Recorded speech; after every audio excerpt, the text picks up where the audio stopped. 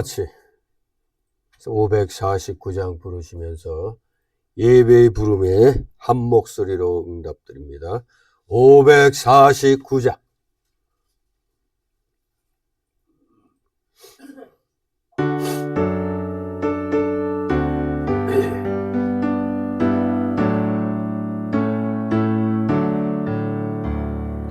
우리 기도를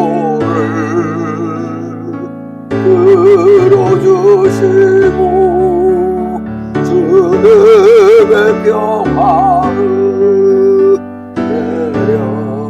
내려주소서.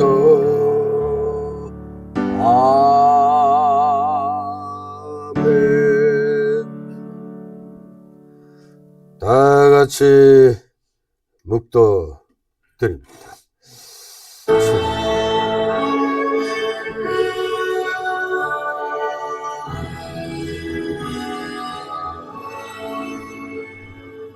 성부상자와 성령 찬송하여 영광 돌려보내세. 배초로 지금까지 또 영원으로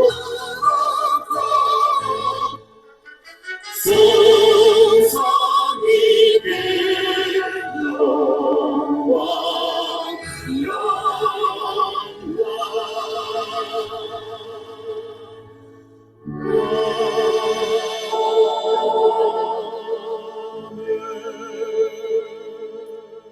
대저 의인의 길은 여호와께서 인정하시나 악인의 길은 망하리로다. 아멘. 다같이 일어나셔서 찬송가 547장 하나님 앞에 올립니다. 547장.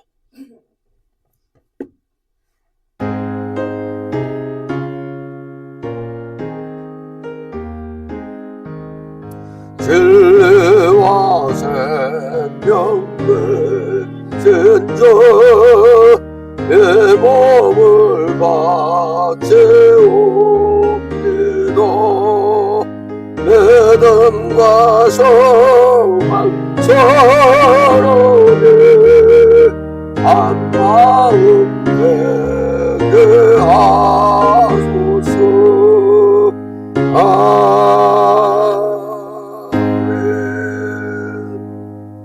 다같이 십계명 교독합니다. 찬송가 또는 성경 맨 뒤 십계명 나옵니다. 제가 먼저 있습니다. 제1은 너는 나 외에는 다른 신들을 네게 있게 말지니라.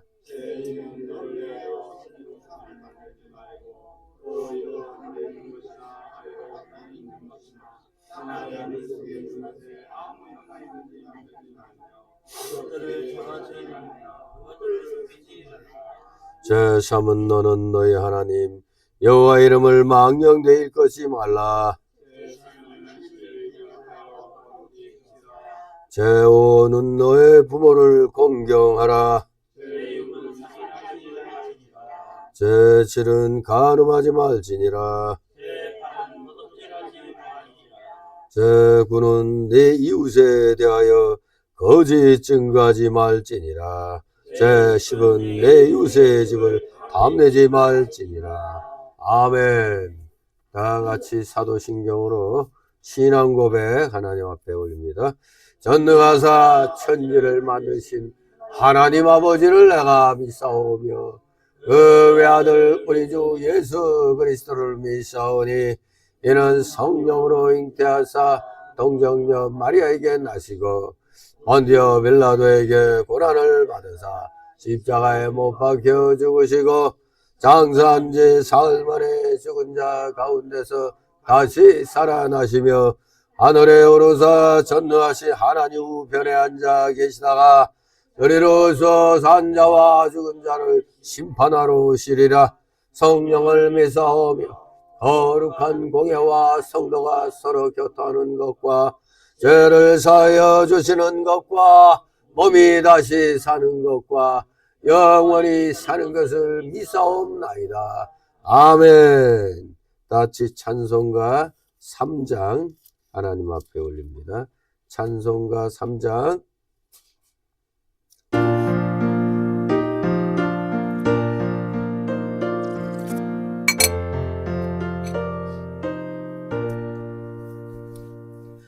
이 천지가 만물들아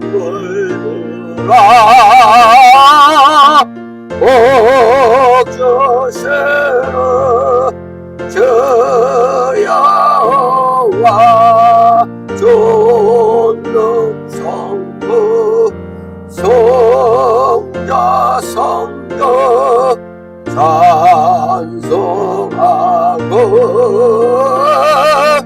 찬송하세.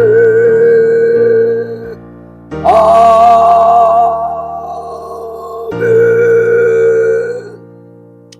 그 자리에서 하나님 말씀 받습니다. 오늘 주일 오전에 주시는 말씀은 신약 성경 마태복음 25장 1절에서 9절까지의 말씀입니다.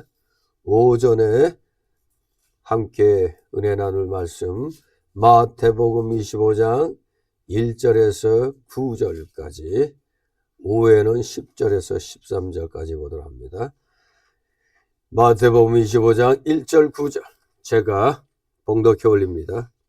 그때 천국은 마치 등을 들고 신랑을 맞으러 나간 10처녀와 같다 하리니 그 중에 5은 미련하고 5은 슬기 있는지 알아. 미련한 자들은 등을 가지되 기름을 가지지 아니하고 슬기 있는 자들은 그릇에 기름을 담아 등과 함께 가져갔더니 신랑이 더디움으로 다 졸며 잘세. 밤중에 소리가 나되 보라 신랑이로다 맞으러 나오라 하매 이에 그 처녀들이 다 일어나 등을 준비할세. 미련한 자들이 슬기 있는 자들에게 이르되 우리 등불이 꺼져가니 너희 기름을 좀 나눠달라 하거늘 다같이 9절 슬기 있는 자들이 대답하여 가로되 우리와 너희의 쓰기에 다 부족할까 하노니 차라리 파는 자들에게 가서 너희 쓸 것을 사라 하니. 아멘. 모두 제자리에 앉아 주시 바랍니다.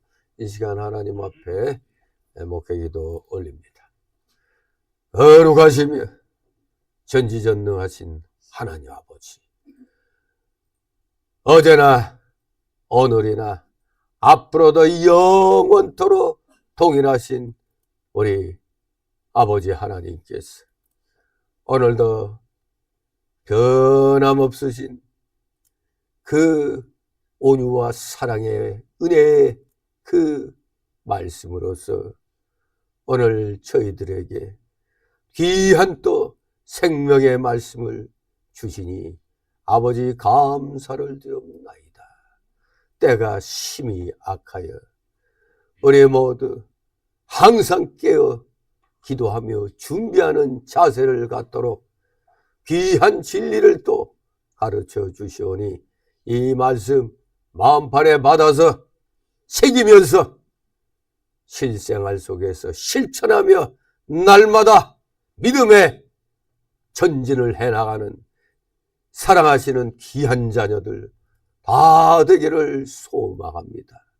주님께서는 이렇게 온갖 사랑을 다 베풀어 주시건만 오늘의 저희들은 무엇이 그렇게 바쁜지 하나님 나라와 그 의를 먼저 구하는 삶을 살아야 된다는 걸 알면서도 머리와 생각은 분명히 알면서 그 방향으로 가야 된다는 걸 스스로 인식하면서도 육신은 엉뚱하게 세상을 쫓아가는 것을 우리는 스스로 보게 됩니다.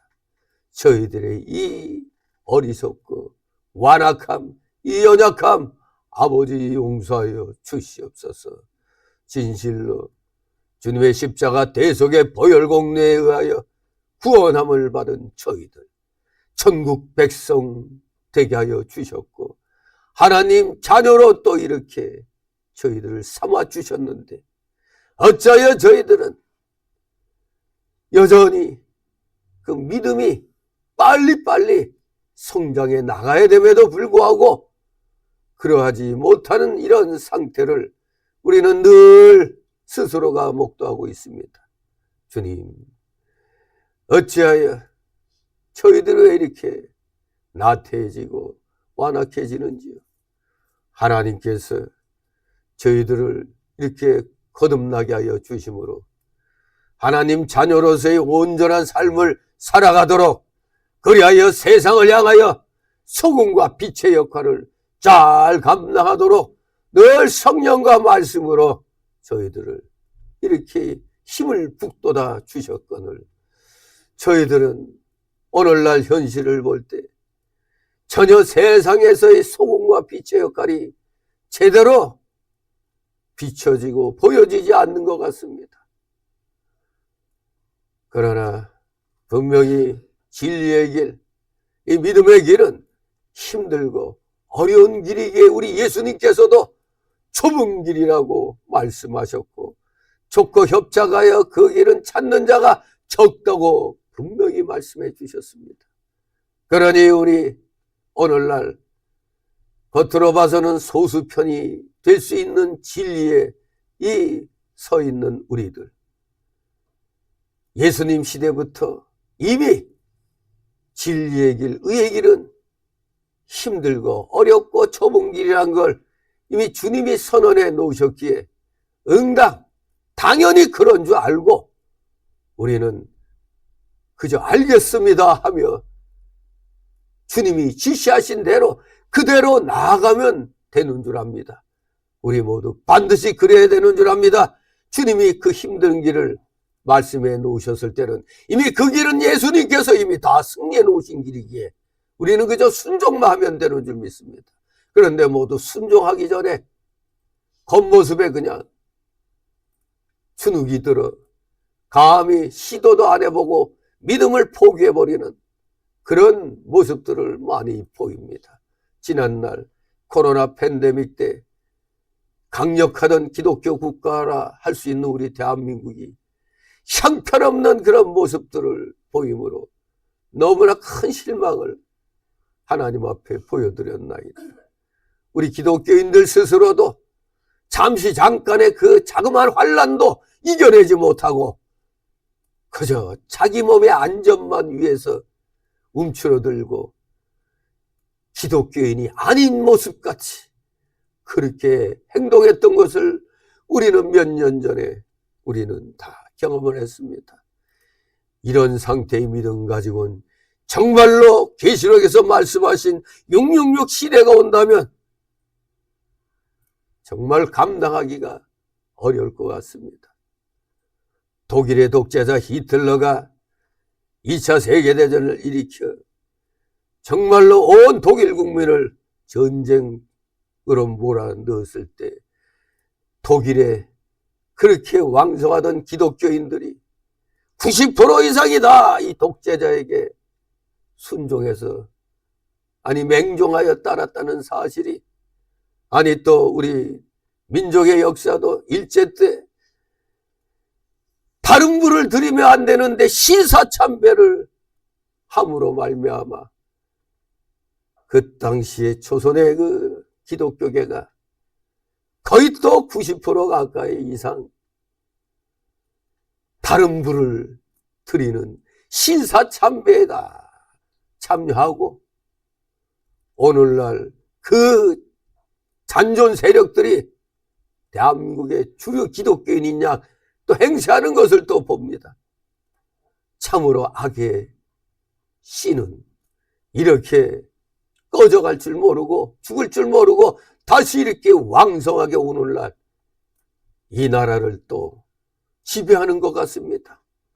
온통 과도한 은사주의 신비주의들이 대한민국 기독교계를 휩습니다. 또 자유주의 신학이 기독교계를 휩습니다. 이러니 이 나라가 오늘날 하나님의 진노를 받을 수밖에 없는 줄 압니다.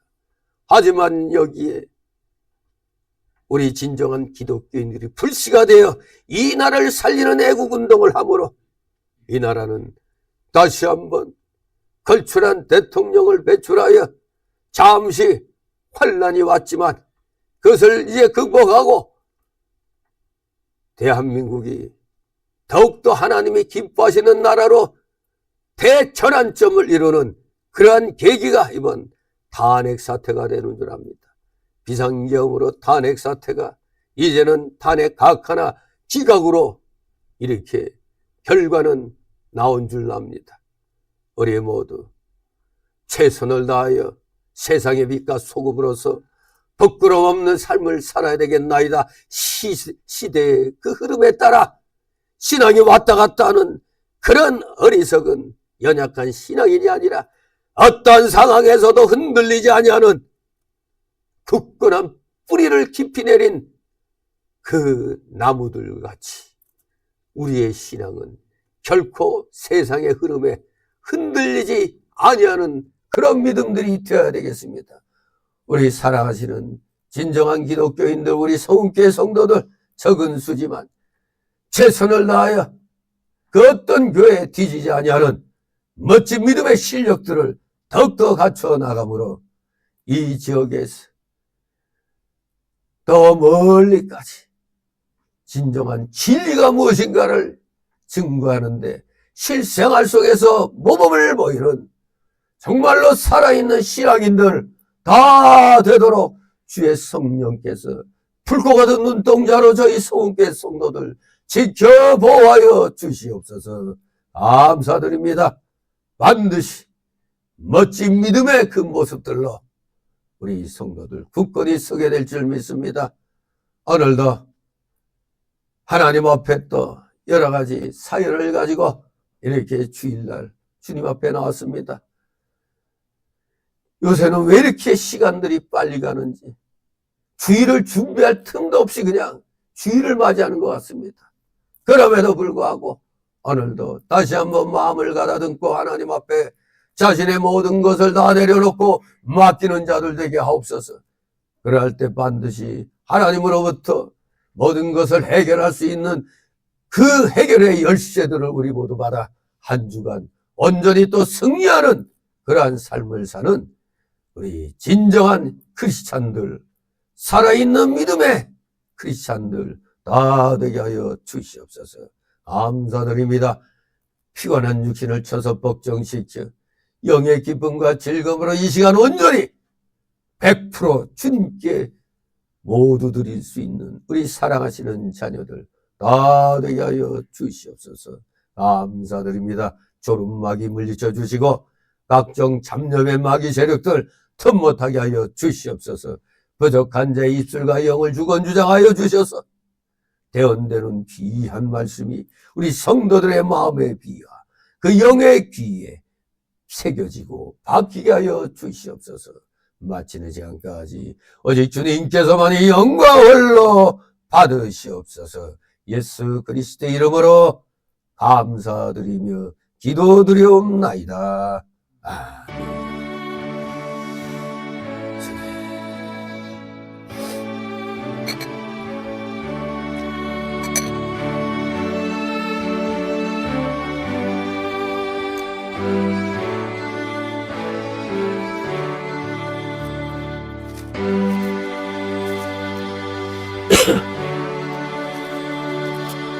다 같이 찬송가 79장 하나님 앞에 올립니다. 79장.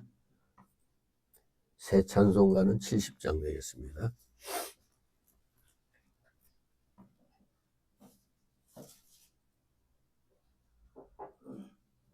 (79장)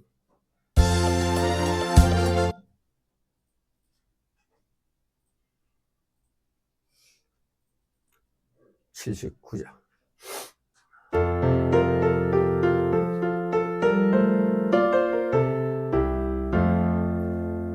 피난처 예수님 발락을 당하며 내리오라. 강들의 변하고 물결에 서로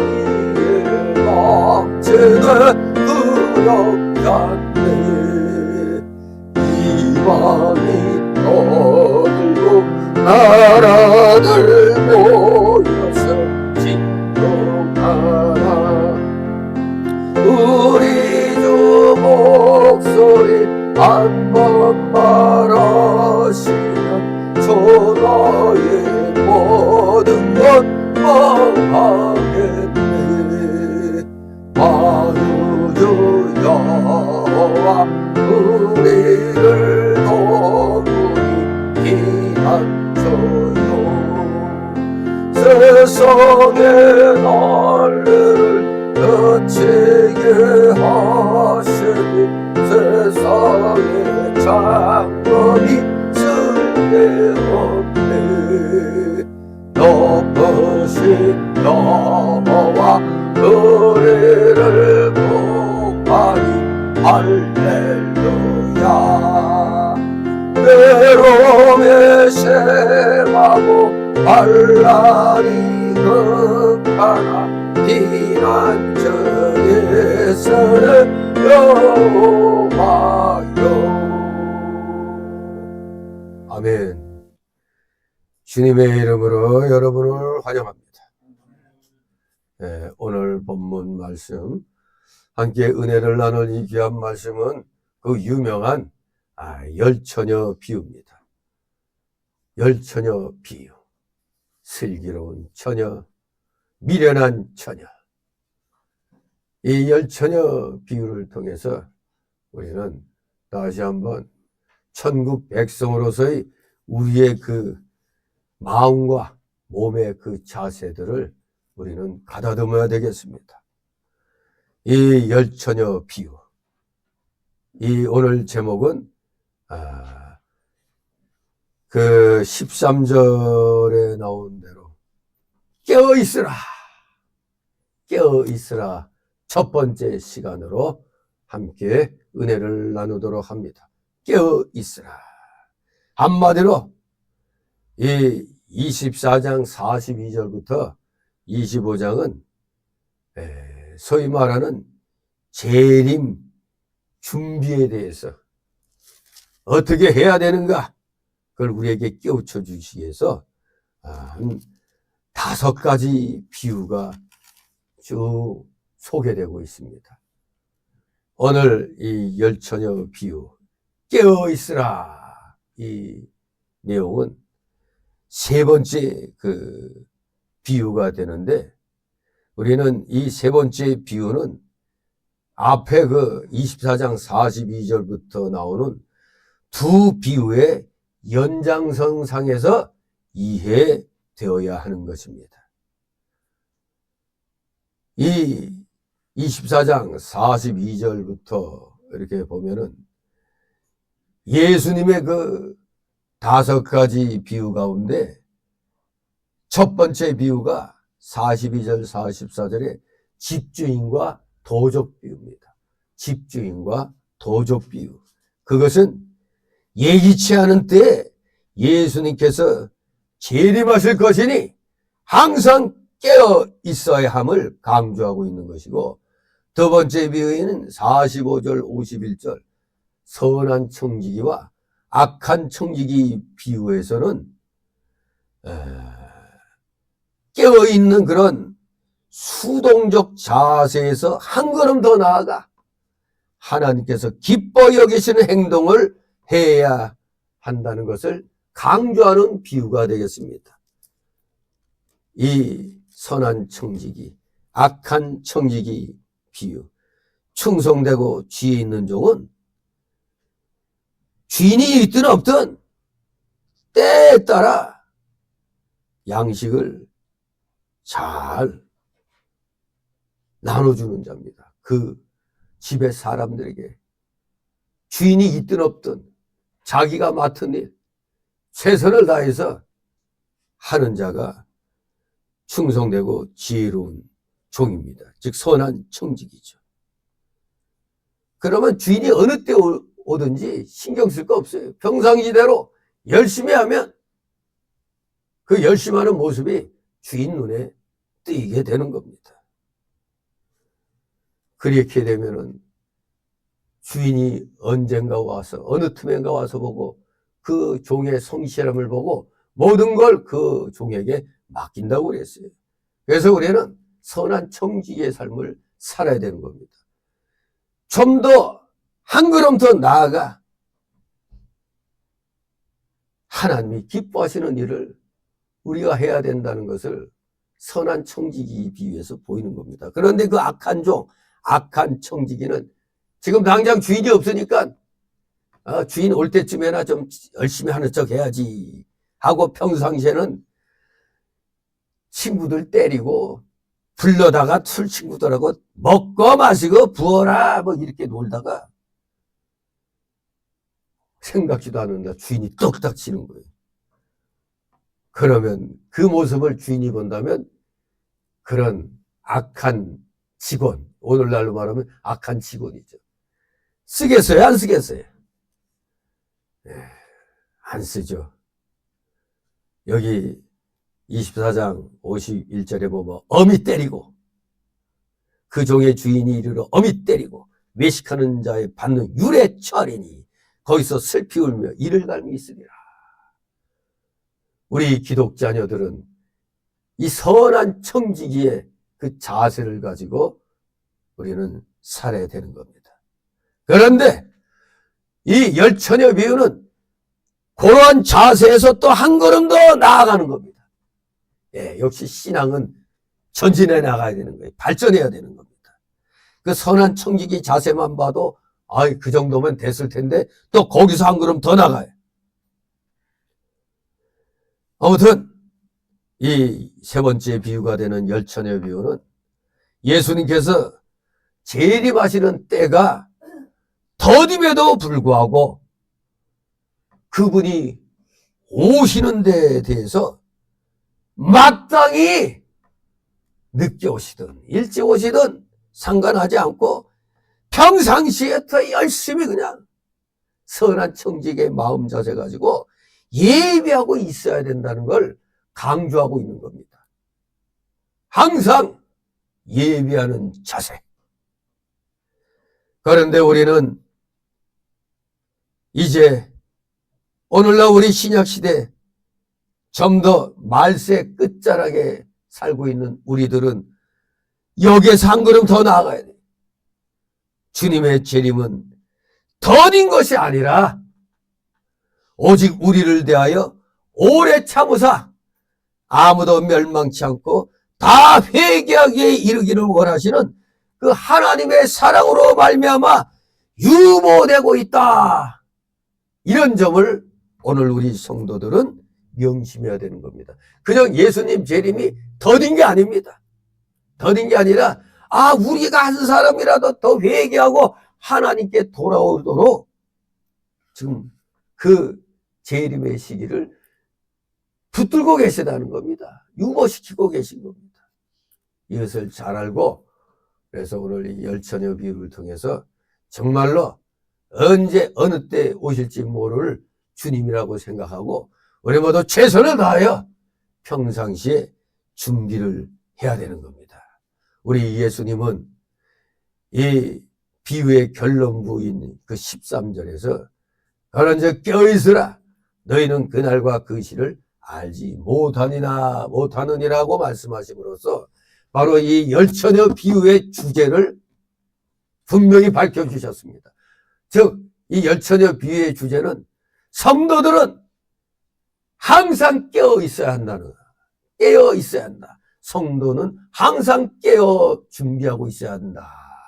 이것이 바로 이 열처녀 비유의 주제입니다. 즉 사람들은 재림의 순간을 알 수 없기 때문에 믿음으로써 항상 예수님의 재림을 준비해 놔야 한다는 겁니다. 준비하고 있어야 한다는 겁니다. 어제도 안 오셨고 100년 전에도 안 오셨는데 1000년 전에도 안 오셨는데 지금 2025년도 오시면 오시겠지 하고 그냥 되는 대로 살자. 딱 예수님 재림하실 때 어떤 징조가 보인다고 했으니까 그때 열심히 한번 빵 터뜨리자. 이런 자세로 사는 건 누구와 같다고 앞에서 나온 악한 청지기의 마음이 되는 겁니다. 우리는 절대 그런 자가 되면 안 됩니다. 늘 깨어 기도하며 준비하는 청지기 자세를 가져야 되겠습니다. 그래서 오늘 먼저 오전 시간엔 열처녀 비유 가운데 1절에서 9절까지로 이렇게 나눠서 소단락으로 두 단락으로 나눠서 살펴봅니다. 첫 번째 단락은 1절 4절. 신랑을 맞으러 나간 열처녀의 믿음 비교. 신랑을 맞으러 나간 열처녀의 믿음에 대한 비교입니다. 그리고 두 번째 소단락으로는 5절 9절. 어둠이 오기 전에 기름을 준비해 놓은 슬기 있는 다섯 처녀들. 즉 슬기 있는 다섯 처녀들. 이렇게 두 소단락으로 나눠서 살펴보도록 합니다. 자, 우리 다 같이 1절에서 4절 읽습니다. 그때 천국은 마치 등을 들고 신랑을 맞으러 나간 열처녀와 같다 하리니 그 중에 다섯은 미련하고 다섯은 슬기 있는 자라. 미련한 자들은 등을 가지되 기름을 가지지 아니하고 슬기 있는 자들은 그릇에 기름을 담아 등과 함께 가져갔더니 아멘. 예. 그때 천국은 뭐뭐와 같다 그랬습니다. 천국은 마치 뭐뭐와 같다. 열처녀와 같다. 여러분들 옛날 국어 배울 때, 국어 문법 배울 때 A는 B다 하면은 소위 은유법이죠. 비유법 가운데 은유법. A는 B다. A는 마치 뭐뭐와 같다 하면 직유법이라고 그러죠. 근데 여기 보니까 은유법에 직유법에 직유법으로 해놨습니다. 천국은 마치 뭐뭐와 같다? 열처녀와 같다. 그래서 우리가 은유법으로 쓴다면 천국은 A다, 천국은 열처녀다 하는 말하고 천국은 열처녀와 같다. 이것도 뉘앙스 차이가 있는 겁니다. 천국은 열처녀다 하면 그냥 우린 간단히 여기 열처녀는 오후에 이제 살펴보겠지만 천국은 열처녀다 하면 열처녀다 구원받았다 안 받았다? 그냥 다 받았다가 되는 거죠. 왜? 천국은 열처녀다 했으니까. 천국은 지혜로운 다섯 처녀다 하면은 다섯 처녀만 구원받는 거가 되는데 천국이 열처녀다 이러면. 근데 본문에 보니까 천국은 마치 열처녀와 같다 그랬기 때문에 여기에서 이 열처녀 비유를 통해서 5명은 구원받고 5명은 못 받았다 이런 논쟁이 생기는 겁니다. 이제 차츰차츰 살펴보도록 하겠습니다. 한마디로 이 천국은 오늘날 이 지상의 교회죠. 교회. 이 눈에 보이는 교회는 몇 개 있죠? 이 지구상에 수도 셀 수 없이 많이 있죠. 예. 가시적, 가견적 교회는 수를 헤아릴 수가 없죠. 여기 이 지역만 해도 몇 개인지 모릅니다. 그런데 눈에 보이지 아니하는 불가견적인 교회는 몇 개? 딱 하나죠. 그래서 그 불가견적 교회, 바로 교회의 그 목사는 예수님이죠. 예수님. 우리 하나님이십니다. 불가견적 교회는, 지상의 모든 교회는 바로 예수님의 그 통치 아래 있는 겁니다. 오늘날 교회들이 설립 몇 년이 되면 설립 몇 주년 감사 예배를 드리는데 어떤 교회는 시건방지게 창립 몇 주년 그렇게 써 있는 걸 보여야 돼요. 창립이라니 지가 교회를 만들었어? 예수님 시대 때 교회가 그때 창립이 된 겁니다.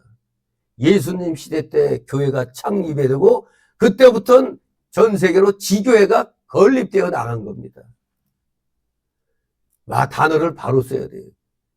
그 목사가 그렇게 무식해가지고 그 창립 몇 주냐면 지가 또 다른 구세주네. 새로운 걸 하나 만들었다는 거 아닙니까? 세웠다는 거예요. 지금 다 설립 몇 주년, 지교회로서 설립된 지 몇 준이 되는 겁니다. 예수님의 그 교회가 몸통이라면 이 지구상의 모든 교회들은 그 지교회에 해당이 되는 겁니다. 참으로 이 지상의 모든 교회들 영적으로는 다 지상에서는 천국이죠. 지상에서는 천국. 지상교회가 바로 지상의 천국입니다. 그러면 천국이 교회를 가리키면 신랑은 누구요? 예수님을 가리키는 겁니다. 여러분들은 신랑이요, 신부요? 다 신부인 것입니다. 다 신부예요. 신약시대의 교회는 여기 본문에 나온 대로 등을 들고 신랑을 맞으러 나간 열처녀와 같다는 것입니다. 열처녀, 처녀로 번역된 헬라어 파르데노스. 헬라어가 파르데노스인데 여기에서 이 처녀는 신부의 들러리를 의미합니다. 신부 친구들. 신부 결혼식 할 때 옆에서 그냥 보좌해주는 들러리죠. 들러리. 이들은, 그러니까 이스라엘의 그 결혼 풍속부터 우리가 바로 알아야 돼요. 저녁 무렵부터, 그러니까 이스라엘은 결혼식을 밤에 한 모양이에요. 저녁 때. 그래서 저녁 무렵부터 이 들러리들이, 신부 들러리들이 등을 들고 나가서 신랑을 기다렸다가 그들 일행을 혼인잔치로 인도하는 역할을 담당한다는 거예요. 이 신부 들러리들이 저녁 무렵부터 등을 들고 나가 신랑 기다렸다가 신랑 일행들을 혼인잔치로 인도하는 역할을 담당한다 이겁니다. 누가? 이 열처녀가, 이 처녀들이, 신부의 들러리들이. 대개 하나님과 성도, 예수 그리스도와 교회, 이 관계를 신랑과 신부의 관계로 표현하고 있는 그런 관례들이 이사야 62장 4절 5절, 고린도후서 11장 2절, 에베소 5장 22절에 이렇게 표현하고 있는데 거기에 비하면은 여기서는 우리 성도들을 이 신부의 들러리로, 여러분들이 신부의 들러리입니다. 우리가 다 신부의 들러리예요. 예수님을 신랑으로 비유했다는 것은 좀 특이한 표현이라 할 수 있습니다. 그냥 하나님과 성도를, 예수 그리스도와 교회를 신랑과 신부로 그렇게 주로 표현해 왔는데 여기서는 성도들을 신부의 들러리로, 예수님을 신랑으로 비유했다 이겁니다. 예. 들러리의 들러. 신부가 아니라 신부의 들러리로 우리 성도들을 표현하고 있는 아주 특이한 표현을 쓰고 있는 겁니다.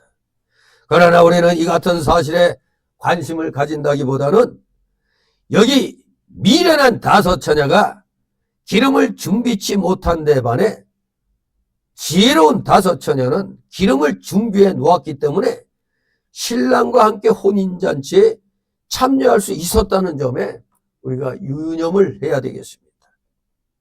왜냐하면 신랑이 올 때 등불을 밝히며 그를 맞이하지 못하는 신부의 그 들러리는 한마디로 불청객 취급을 받아 혼인잔치에 참여할 수 없는 것이 그 당시 그 히브리인들의 혼인 풍습이었기 때문입니다. 우리 예수님께서는 히브리인들의 그 풍습들을 이렇게 곧잘 비유로 이렇게 설명을 하고 계시는 겁니다. 그래서 이 히브리인들의 혼인 풍습이 이러다 보니까 여기에서 풀이를 할 때, 그러면 이 미련한 다섯 처녀들은 신랑 올 때 등불 밝히며 신랑을 맞이하지 못하는 그런 신부 들러리가 돼가지고 불청객 취급을 받았다. 이것 때문에 영적으로 해석할 때도 그렇지만 실질적으로 천국에 못 들어갔다, 지옥에 갔다, 이런 식으로 이제 얘기들을 합니다만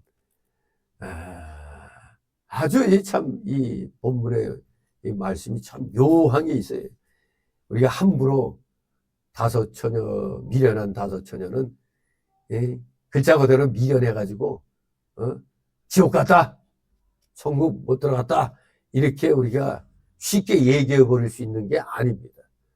아무튼 우리가 전후 문맥과 그 당시 히브리인들의 그 풍습을 잘 살피면서 왜 이런 말씀을 우리에게 주셨을까를 생각해야 됩니다.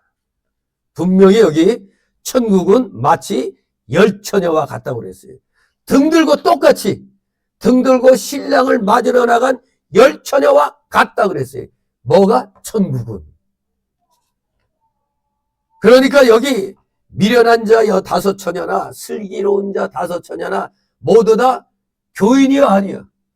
오늘날로 말하면 다 교인들입니다. 그 이유가 제가 계속 강조하고 있는 그 첫째 이유가 천국은 이렇게 뭐라고 했기 때문에 우리 국어문법으로 지교법으로 천국은 마치 뭐와 같다 열처녀와 같다 그러니까 아 천국은 이 열처녀가 천국을 상징하고 있다. 이렇게 모두 교인들을 가리킨다고 하는 이유는 열처녀가 천국을 상징한다고 천국은 마치 열처녀와 같다고 했지 않느냐. 두 번째 이유는 미련한 다섯 처녀도 이 열처녀에 속해가지고 함께 신랑을 등을 들고 맞으러 나갔다는 사실. 그러니 여기 신랑이 온다는 것은 우리 예수님이 재림하실 것을 말하고 있는 겁니다. 그리고 오늘날도 우리가 생각해 보세요. 여러분 그래도 일반적으로는 교회 왜 나오죠? 누가 교회 나오는 거죠? 누가 교회 나옵니까? 예배드리러. 구원받은 성도들이 나오는 거죠, 교회에. 그렇습니다. 우리 교인이 아니면 예수님 재림 기다릴 사람이 있어요, 없어요? 기다릴 사람이 어디 있어요? 아이고, 저것들 신화나 전설 같은 거 믿고 저러고 있네. 그렇게 생각할 거 아닙니까? 절대 교인이 아니면 우리 예수님의 재림하시는 예수님을 맞으러 나갈 수가 없는 겁니다. 우리가 다 구원받은 성도들, 교인들이기 때문에 예수님의 재림을 맞으러 나갔다. 그렇기 때문에 여기 미련한 자나 슬기로운 자나 다 교인이 맞다. 또 왜 교인들이 구원받은 교인들이 맞냐? 셋째 이유가 졸면서 자다가 어떻게 됐다고? 졸면서 자다가 보라 신랑이로다 맞으러 나오라. 밤중에 6절 보면은 밤중에 소리가 나되 보라 신랑이로다 이렇게 나오잖아요. 졸면서 자는데 보라 신랑이로다 맞으러 나오라 할 때 여기 같이 미련한 다섯 처녀라고 취급된 이들도 함께 일어나 신랑을 맞으러 나갔어요. 마치 오늘날 우리가 오늘 주일이니까 예배드리러 교회 가자 할 때 믿음 생활 잘하던 사람은 당연히 오늘 주일이니까 나가려고 하는데 옆집에 순이 엄마는 또 믿음 생활한 지 얼마 안 됐어. 그래서 오늘은 컨디션이 안 좋아. 다음에 갈게 이럴 때 무슨 소리야 하면서 막 이렇게 권면할 때 아이고 하면서 마지못해 나오더라도 믿음이 있긴 있다는 증거가 되는 겁니다. 미련한 자하고 같은 그런 의미죠. 교인이 아니면 예배드리러 나가자, 주님 맞으러 나가자 할 때 교인들이나 예수 믿고 구원받은 자들이 나가지 아닌 자들은 안 나갑니다. 요게 모두 열처녀가 다 교인들이 맞다 이렇게 보는 세 번째 이유입니다. 네 번째 다 교인인 이유는 미련한 처녀들이 슬기 있는 자들에게 그 8절에 보면은 너희 기름을 좀 나눠달라 그랬어요. 믿음이 없으면 그 기름 나눠달라고 그랬겠어요? 아이고 그래 너는 네 쪼대로 살아. 나는 내가 복음으로 살게. 이렇게 할 거 아닙니까? 근데 나눠달라고 그랬어. 이게 뭔가 믿음이 있기 때문에 이게 믿음 생활하는데 필요하기 때문에 나눠달라는 거예요. 믿음이 없으면 이거 얘기도 안 하죠. 믿음이 없으면 얘기도 안 합니다. 바로 기름을 나눠달라고 한 이 사실이 교인은 교인이 많네 이렇게 얘기할 수 있어요. 다섯 번째 이유는 이 미련한 처녀들도 이 11절에 보면 문을 두드리면서 주여 주여 열어주소서 한 걸 보니까 교인이 분명한 겁니다. 예수 믿는 사람이 분명하죠. 아니 매정에게 문 닫아 걸었는데 아이고 열어달라고 두들겨. 전에 어떤 교회는 그랬대요. 예배 시간 딱 되면은 문을 딱 잠근대요. 그러면 늦게 온 사람들이 밖에서 못 들어오고 있다는 거죠. 보통 믿음이 없는 사람 같으면 에이씨 하고 그냥 가버릴 거 아니에요. 근데 만약 여러분도 우리가 여기서 땡 하고 문 닫으면 어떻게 할 거예요? 집으로 갈 거예요? 아니면 저기로 갈 거예요? 저기 지하로 가야지. 예. 제 시간에 못 온 사람들은 본당에 못 들어요.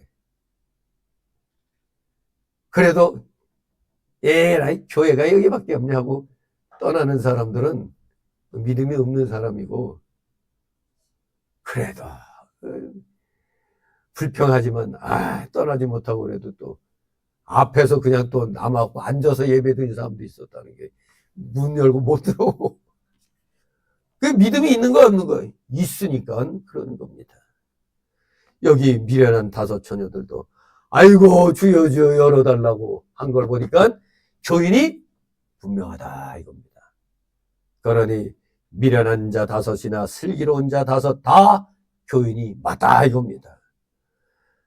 그렇습니다. 열 처녀는 다 교인인데 문제는 5명은 등만 가지고 기름을 준비하지 못했기 때문에 미련한 자라 칭함받고, 또 5 처녀는 등과 기름을 모두 준비했기 때문에 슬기 있는 자다 이렇게 칭함을 받습니다. 이 등을 들고 있다는 것은 전도받아 교회에 나와서 교인이 되는 것입니다. 전도받아 교인이 되는 것. 그렇기 때문에 이 등불과 기름을 쉽게 우리가 구별을 한다면 등불은 빛을 비추죠. 외형적인 신앙생활을 말한다 이렇게 볼 수 있어요. 외형적인 신앙생활. 여러분들이 믿음 생활하면서 남이 봤을 때 저 사람 그래도 예수 믿으니까 좀 다르다. 이게 뭐 때문에 그런 거예요? 외형적인 신앙생활입니다. 이 등불은 빛으로서 바로 우리 신자의 착하고 의로운 행실을 가리킵니다. 외형적 신앙생활. 그냥 누가 보더라도 우리 주일날 무조건 믿음이 적든 많든 예배당 간다는 것 자체 옆에 믿음 생활하는 영희 엄마가 딱 보면 이거 오늘 주일이 맞네 이렇게 생각할 거 아니에요. 누구 보고? 예배당 예배드리러 가는 거 보고. 그런 것입니다. 신자의 착하고 의로운 행실. 마태복음 5장 14, 16절에 너희 빛을 사람 앞에 비추게 하여 저희로 너희 착한 행실을 보고 하늘에 계신 너희 아버지께 영광을 돌리게 하라 그랬습니다. 여러분의 이 걸어다니는 이 모습, 말하는 모습, 이게 바로 등불인 겁니다. 여러분들이 움직이면서 행동하는 게 기독교인으로서의 등불인 겁니다. 외형적인 신앙생활. 에베소 5장 8, 9절에 그래서 뭐라고 했느냐? 빛의 자녀들처럼 행하라. 빛의 열매는 모든 착함과 의로움과 진실함에 있느니라 그랬어요. 빛의 열매는 모든 착함, 의로움, 진실함. 좋은 말만 있죠. 착함, 의로움, 진실함. 네. 어릴 때는 아이고 착하다는 소리가 기분 좋죠. 요 악한 놈아 그러면 이거 여러분 자식 키울 때 자식 새끼 보고 얘 악한 놈아 그런 말 안 하죠. 아이고 이 고집이 세다고 막 그렇게 얘기하지, 막 욕을 하더라도 이 악한 놈아, 악한 년아 이런 말 안 하잖아요. 조금만 뭐 해도 아이고 우리 착하니 이렇게 나오죠. 착함. 이제 좀 더 성장하면 의로운 삶, 그리고 거짓이 없는 진실한 삶입니다. 우리 기독교인은 누가 보더라도 기독교인이 맞다. 그것은 우리의 행실 속에서 모든 착함과 모든 의로움과 진실함이 있기 때문에 그런 것입니다. 이게 바로 뭐라고요? 등불인 것입니다. 바로 이게 등불이에요. 그러면 기름은 뭐냐? 등불이 외형적인 신앙생활이라면 기름은 내면적인 신앙생활이 되겠습니다. 진리와 영감으로 우리의 성도의 영이 새 생명을 얻어 성장해 나가는 겁니다. 기름. 다시 말하면 우리 중생한 영이 진리와 영감으로 자라나는 것. 즉 영적 실력을 길러나가는 것이 기름입니다. 자동차도 기름이 있어야 가죠. 예? 연료가 떨어지면 못 가잖아요. 기름이 있어야 되는 겁니다. 우리 영혼이 성령으로 진리의 양식을 받아먹고 새 생명을 얻고 힘을 얻어 자라나는 것, 그게 바로 기름 준비하는 겁니다.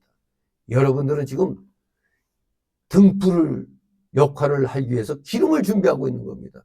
기름이 준비돼야 불이 붙어서 빛을 비추는 거 아닙니까? 진실로 여기 1절 4절을 통해서 슬기로운 5명, 미련한 5명, 그 차이가 기름이 있느냐 없느냐 차이란 것을 보게 됩니다. 그러면서도 우리가 속단해서는 안 되는 게, 기름 준비 안 된, 근데 기름이 원래부터 준비 안 된 게 아니죠.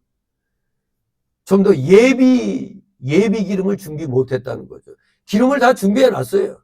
그래서 같이 등과 함께 가져 나갔는데 시간이 흘러가지고 기름이 다 떨어져 가는 거예요. 근데 지혜로운 자는 좀 더 여분을 준비해 놨다 이겁니다. 즉 여분을 준비했느냐 안 했느냐, 그런 차이인 것입니다. 오늘날 우리들도 믿음 생활 많이 한 사람들과 오래 한 사람들과 적게 한 사람들의 차이가 여기 기름에 있는 겁니다. 어떤 사람은 믿음 생활을 한 지 얼마 안 됐는데 굉장히 착하게 보이는 사람 있죠. 네. 아주 그냥 20년, 30년 한 사람보다도 이제 1, 2년 했는데 1년 하는 사람이 더 그냥 열심을 내는 것 같잖아요. 근데 그걸 보고 너무 빠르게 판단해도 안 돼요. 지켜봐야 되는 겁니다. 왜? 믿음은 굴곡이 있잖아요. 우리 신앙생활에서는 이 굴곡이 있어요, 이게. 어느 날 반짝하다가 어느 날은 그냥 확 떨어지고, 다시 또 회개하고 어떤 경험을 하게 되면 다시 또 일어나고. 이게 신앙은 이 굴곡의 역사입니다. 그러면서 또 조금씩 자라나는 거예요. 그 자라나는 포는, 이 믿음이 연약할 때는 이 굴곡이 심해요. 그러나 어느 정도 믿음의 깊이에 들어가면 이 굴곡이 좀 작아지죠. 진실로 우리 믿음이 여린 자나 믿음이 깊은 자나 분명히 하나님이 사랑하시는 자녀라는 건 분명한 사실입니다. 자, 일단은 5절 9절을 통해서 준비 잘한 자들을 지금 이제 살펴보게 됩니다. 어두움, 즉 환란이 오기 전에 기름을 준비해 놓은 슬기 있는 5 처녀들. 5절 9절 있습니다. 신랑이 더디움으로 다 절며 잘세, 밤중에 소리가 나되 보라 신랑이로다 마저로 나오라 하매, 이에 그 처녀들이 다 일어나 등을 준비할세, 미련한 자들이 슬기 있는 자들에게 이르되 우리 등불이 꺼져가니 너희 기름을 좀 나눠달라 하거늘, 슬기 있는 자들이 대답하여 가로되 우리야 너희의 쓰기에 다 부족할까 하노니 차라리 파는 자들에게 가서 너희 쓸 것을 사라 하니라. 아멘. 역시 미련한 자와 슬기 있는 자의 차이점은 뭐였다고요? 기름을 준비해 놨느냐, 좀 많은 여분의 기름을 준비했느냐 안 했느냐, 거기에 딸린 겁니다. 여기 슬기 있는 자들은 기름을 이미 미리 낮에 준비해 놓았습니다. 영적으로 볼 때 우리가 일은 주로 낮에 해요, 밤에 해요? 에? 밤 일은 딴 사람들이 하지 악한 자들이 밤에 일을 많이 하죠. 밤에 출근하는 여자. 예, 물론 오늘날에는 주야간 교대 근무란 게 있어가지고 야간 근무도 있죠. 근데 일반적으로는 오늘날에 이렇게 이제 복잡한 시대가 되니까 그런데 일반적으로 일은 낮에 하고 밤에는 집에 와서 쉬는 겁니다. 그리고 우리 생체 리듬이 이 햇빛이 해가 지고 나서는 쉬어야 돼요. 그래서 우리가 비타민 D는 태양이 있을 때 섭취한다고 그러죠. 이 피부가. 이 비타민 D는 우리 몸이 생산해내지 못한다고 그러죠. 그래서 햇빛을 많이 쬐면은 비타민 D를 우리가 넉넉히 섭취할 수가 있는 겁니다. 그리고 애들은 9시, 늦어도 9시 전부터 취침해야 된다고 그러는 게 이 인간 몸이 12시, 1시, 2시? 1시, 12시에서 2시 사이에 모든 게 이게 좀 회복이 되는 시간이라는 거예요. 애들은 막 그때 잘하는 그런 몸의 활동이 일어난다는데, 그런데 오늘날엔 청년들 보면 주로 새벽 1, 2시까지는 기본이잖아요. 그냥 안 자고 있다가 오늘날 왜 새벽 예배 못 오느냐, 또 주일날 아침에 예배 유년분이 중고등분이 이게 아침에 제대로 못 오는 이유가 밤늦게까지 컴퓨터 하기 때문에 그런 거예요. 밤늦게까지. 어른들 같으면 야근을 해가지고 어쩔 수 없이 못 나온 수가 있는데, 제가 여기 강도사로 상도동 일신교에서 있을 때 중고등부 맡아서 할 때 보면, 전에 사당동 제일교회 있을 때는 그래도 애들이 제 시간 맞춰서 그래도 부모가 교인들이니까 깨워서 보내는데, 아니 일신교에서 강도사로 있을 땐 제일교회 생각만 하고 있다가 어느 날 보니까 안 나오는 거야, 애들이. 그래서 할 수 없이 교사들하고 애들 집에 갔는데 자고 있는 거야. 그래서 아예 그냥 주일만 되면 아침에 가서 깨워서 데리고 오는 거야. 유년부도 아닌데, 중고등부 애들은. 좀 이런 시대가 됐어요. 그러니까 자꾸 이제 몸이 피곤하니까 사람들이 짜증나죠. 그러니까 자꾸 사소한 일에도 시비 막 그런 일이 일어나는 겁니다. 특히 애들은 12시에서 2시 사이에 이 성장 호르몬이라든가 빨간 성장을 하는 그 시기고, 또 일반적으로 또 우리의 몸이 아프면 이제 치유되는 그런 회복기, 그런 작용을 한다고 그래요. 그래서 늦어도 10시에는 자야 된다는 얘기가 있죠.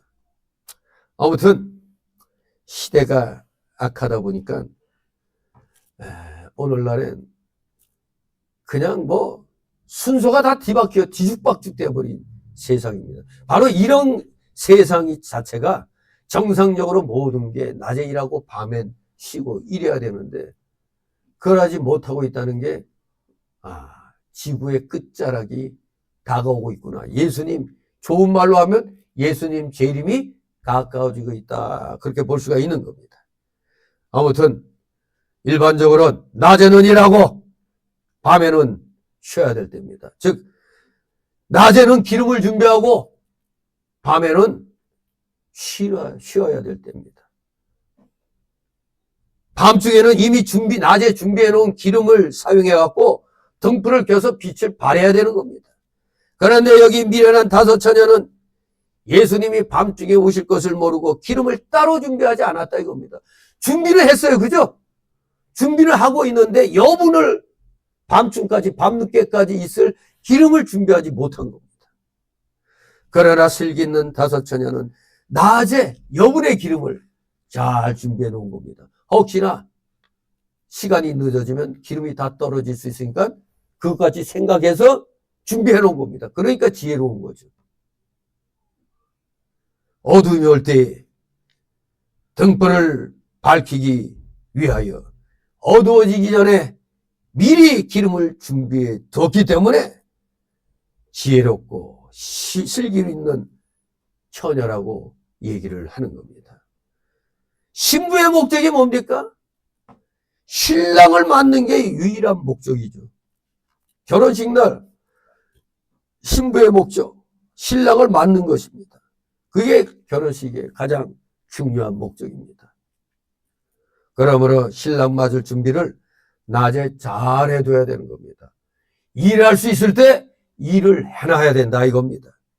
여기 슬기 있는 다섯 처녀는 신랑을 잘 영접하는 것이 가장 중요하다는 것을 깨달았습니다. 그렇기 때문에 신랑이 밤에 혹시 늦게 올지라도 잘 맞이할 수 있도록 기름을 낮에 충분하게 준비해 놓았던 겁니다. 그런데 미련한 다섯 처녀는 그러지 못했던 겁니다. 좀 생각이 짧은 거죠. 이 지혜로운 슬기로운 다섯 처녀는 지금 결혼식 날이니까 온통 마음과 정신이 누구에게만 집중되는 거예요? 신랑 맞이하는 데만 집중되어 있는 것이 집중되어 있는 상태입니다. 그래야 신랑 맞을 준비에 전심전력을 다 기울이고 시간과 노력을 다 바쳤기 때문에 이제 밤중에 준비가 완전하게 된 겁니다. 혼인잔치에 손님이 많이 왔겠지만 손님에게는 그저 인사만 하고 기름 준비에 여념이 없었을 것입니다. 손님을 아무리 잘 대접했다 해도 정작 기름 준비를 못하면 중요한 건 이 신부 들러리들 신랑을 맞이하는 게 중요하잖아요. 밤늦게 신랑이 올 때 제대로 기름 준비를 못하면 밤에 어둠을 못 밝히니까 신랑을 제대로 맞이할 수가 없습니다. 그렇게 되면 신부 친구로서 신랑에게 미안하고 남 보기에도 부끄러운 일이 되는 거죠. 낮에는 뭐 했다가 지금 저러고 있어 이렇게 되는 거 아니에요. 실컷 놀다가 저러고 있어 그러면 그 신부는 뭐가 되겠어요? 그 밤 늦게 온 신랑 입장에서 보면 군대식으로만은 정신상태 불량이지 뭐. 아무튼 부끄러운 일이 되는 겁니다. 신랑에게는. 그러므로 어떻게 하든지 신부 측에서는 기름 준비를 잘 해서 신랑을 맞으려고 있는 힘을 다 기울여야 되는 것입니다. 그런데 여기 미련한 다섯 처녀는 신랑이 오신다 함으로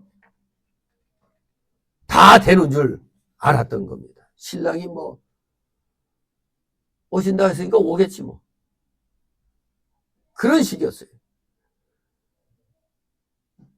밤에 늦게 올 수도 있는 거 아닙니까? 신랑 친구들이 붙잡아 놓고 그냥 밤에 늦게 올 수도 있는 겁니다. 근데 그거는 못 깨닫고 그냥 저녁 무렵이면 뭐 오겠지 뭐 이런 식으로. 다시 말하지만 이스라엘의 혼인은 저녁 때 하는 것이었어요. 그렇기 때문에 그걸 비유로 우리 예수님이 말씀하시는 겁니다. 밤에 늦게 올 것을 깨닫지 못하고 기름 준비를 하지 못했던 겁니다. 물론 다른 사람들이 등을 가지고 가므로 등은 준비를 했습니다만 다른 그릇에 기름을 충분히, 중요한 게 이겁니다. 충분하게 준비할 것을 도무지 생각하지 못했던 겁니다. 그러므로 여기 미련한 다섯 처녀는 신랑을 맞는데 온 마음을 두지 아니하고 다른 일에 정신이 팔려 있었던 것으로 보입니다. 그러니까 다섯 처녀는 여불의 기름을 준비하려고 분주했는데 이 미련한 다섯 처녀는 자기 일 보느라고 바빴어요. 손님이 오면 손님 맞으러 나가고 손님 대접하는 일에 열심을 내고 손님과 이야기하고 그러한 일에 정신이 팔려서 시간을 다 보냈는지도 모릅니다. 그런데 기다리는 신랑이 낮에 오지 않았고 더구나 초저녁에도 안 오셨습니다. 신랑을 기다리다가 밤이 깊어가므로 이제는 몸도 피곤하고 졸리기도 해서 자는 사람까지도 있었던 겁니다. 여기 보니까 다 졸며 잘세, 다 졸며 잘세, 이렇게 말씀하고 있습니다. 다 졸며 잘세. 슬기는 자와 미련한 자가 피곤한 건 다 마찬가지죠. 그래서 다 같이 졸며 잤습니다. 한마디로 얼마나 낮에 준비를 열심히들 또 그 잔치 준비를 했는지 다 기진맥진했습니다. 그러니까 미련한 자나 슬기로운 자나 다 피곤해가지고 똑같이 지금 졸며 자고 있는 상태입니다.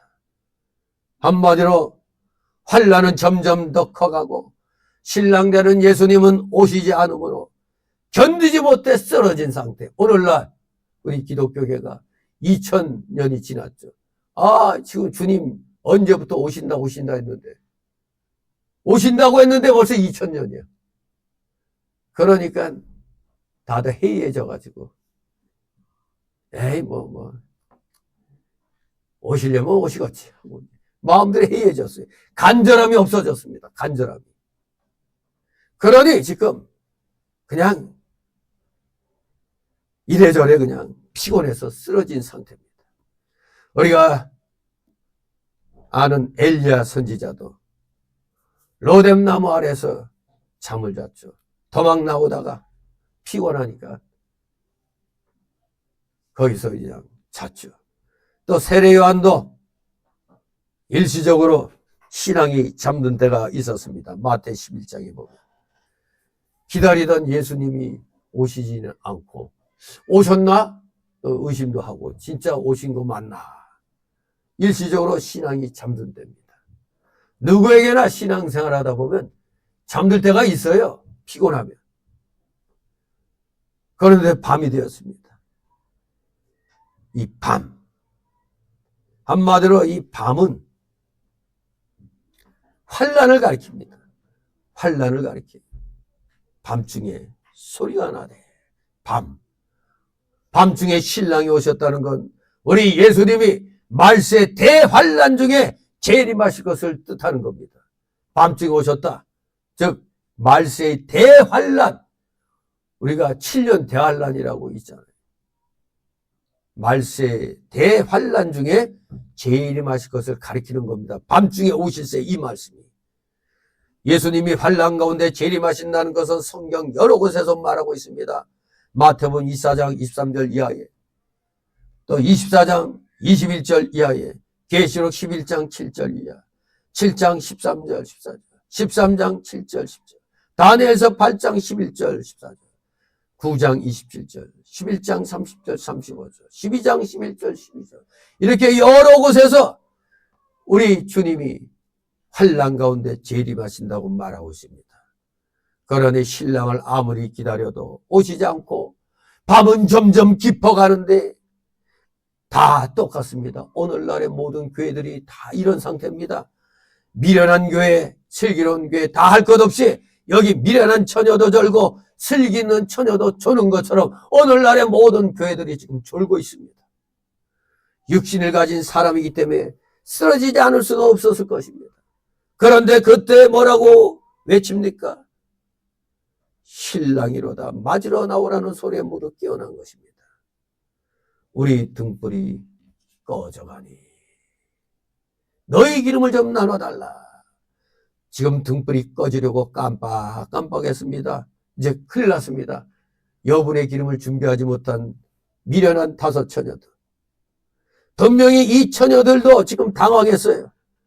등불이 꺼지려고 깜빡하니까 아직 완전히 꺼지지는 않았습니다. 아직 완전히 꺼지지는 않았어요. 등불이 꺼져가는 상태에 있고 아직은 꺼지지 않았으므로 절망 상태는 아닙니다. 꺼져가고 있다 이겁니다. 슬기는 처녀들은 5 처녀들은 준비한 기름을 등에 부어 신랑을 맞으러 나가는데 여기 미련한 5 처녀는 지금 등에 불이 깜빡하는데 여기에 불 기름이 준비가 안 돼 있었습니다. 그래서 체면 불구하고 슬기 있는 처녀들에게 기름 좀 나누어 달라고 했습니다.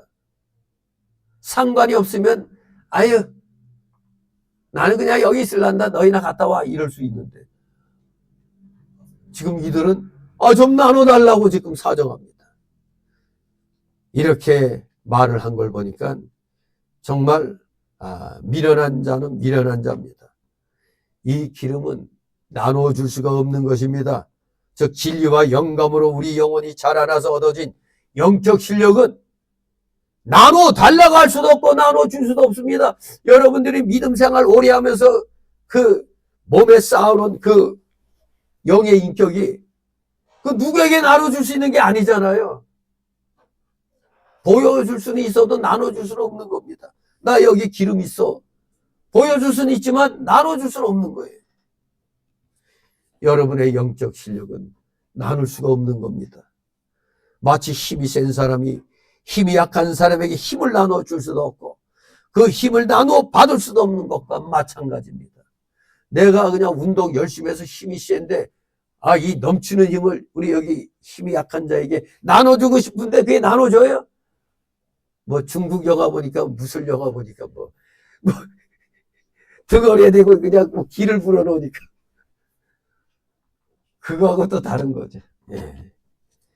등불을 밝혀야만 어두운 밤에 나가서 오시는 신랑을 맞을 수가 있습니다. 이 등불을 밝힌다는 것은 아까 무슨 생활이라고 그랬죠? 외형적인 신앙생활이라고 그랬습니다. 이 외형적인 신앙생활, 믿음을 지키는 것이며 그래서 등불은 믿음의 행위입니다. 외형적인 신앙생활이니까 믿음의 행위 아닙니까? 보이잖아요. 여러분이 예배당에 나와 예배 드리는 거 눈에 보여 안 보여요? 보이잖아요. 예배 드리러 나오고. 빌립보서 2장 15절에 이는 너희가 흠이 없고 순전하여 어그러지고 거스리는 세대 가운데서 하나님의 흠없는 자녀로 세상에서 그들 가운데 빛들을 나타내며라고 말씀했습니다. 빛들을 나타내며 여러분들의 믿음의 실력이 비춰지는 겁니다. 보여지는 겁니다. 행동하지 않으면 그 사람이 믿음이 있는지 없는지 누가 알아요? 행동하니까 저 사람 믿음이 바로 됐구나 알 수 있는 겁니다. 이 외형적인 형태도 대단히 중요한 겁니다. 어두운 시대에 믿음을 지켜나가면 그 믿음의 행위가 등불이 되어 어둠을 밝혀 빛이 내는 것입니다. 낮에는 빛이 비춰나가도 잘 나타나지 않잖아요. 낮에 가는데 후라시키고 가봐요. 그게 뭐 켰는지 안 켰는지도 모르잖아요. 잘 나타나지 않습니다. 근데 어두워질수록 점점 빛이 잘 나타납니다. 이 간혹 군대에서도 잠깐 깜빡할 때가 있어요. 담뱃불. 보초 근무하다가 담배 피면 돼야 안 돼요. 이 담뱃불 빛이 멀리서도 그게 보여요. 그게. 저기 사람이 있구나. 근데 그 담뱃불 함부로 했다가 큰일 나는 거죠. 그냥 적에게 나 여기 있어 하는 거예요. 마치 저격병이 있으면 가시는 거죠. 그냥. 빛은 어두워질수록 잘 나타나는 겁니다. 즉 심화 환란이 올수록 어둠이 깊어질수록 심화 환란이 올수록 우리 성도가 믿음을 지킨 행위의 빛은 점점 더 밝기 드러나는 겁니다.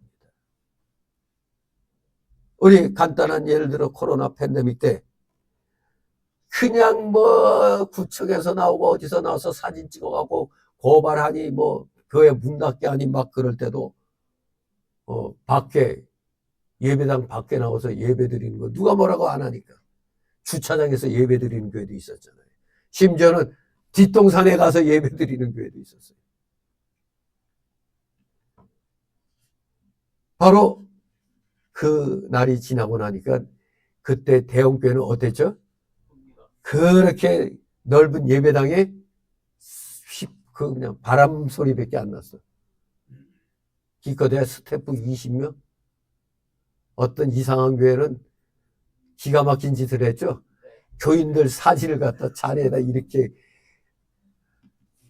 참. 그리고 또 뭐 부자교회답게 뒤에 그 뭐야 그거 TV 모니터 쫙 해서 각 집집마다 이렇게 키고 보고 하는. 한때는 예배는 예배당에 나와야 드려야 된다고 했다가 코로나 팬데믹 때 집에서라도 그렇게 드려야 된다 해서 했더니까 이 코로나 팬데믹 끝나고 나니까 이미 교인들은 여기에 맛이 들렸어. 뭐 하면 막 여기서 유튜브로 보면 되지. 이런 식이 돼버린 거예요. 예배는 우리의 정성과 물질이 같이 들어가니 정성과 물질과 내 몸이 함께 아우러지는 게 예배입니다. 그게 중요한 겁니다. 나의 정성, 나의 육신, 나의 물질, 이 모든 게 하나로 돼서 예배에 나와야 되는 것입니다. 그러니 코로나 팬데믹 끝나고 나니까 이거 저 교회 알고 봤더니 껍데기뿐인 교회였어. 다 드러났잖아요. 저 교회 알고 봤더니 저런 교회였어. 예. 요새 교회 정체성을 드러낸 목사들 있죠. 특히 여의도 순복음의 이영훈 목사. 참 지가 그 개척한 교회가 아니라서 그런지 몰라도 그 여의도 순복음교회는 장로들이 거의 대부분 다 좌파라고 그래요. 그러다 보니까 자리 보존하려고 언제는 몇 년 전에는 빨갱이들 다 때려잡아야 된다고 그렇게 큰 소리 빵빵 치더니 갑자기 태도가 그냥 어디로 바뀌어? 갑자기 그냥 좌파로 커밍아웃 했더라고. 세상에 기가 막힙니다. 저 이재명이 하는 인간이 어느 동네야? 그때 대통령 선거 그거 할 때 어느 동네에 가서 후보로 뭐 할 때구나. 어느 동네에서 엄청난 굿을 열었어요. 야, 그 굿판 엄청 컸어요. 그런데 그거는 하나도 그걸 문제 삼는 데가 없었어. 그런데 윤 대통령이 윤건희 여사가 윤건희란다. 뭘 했다 해서 그냥 무속에 쩌들었느니 어쩌니.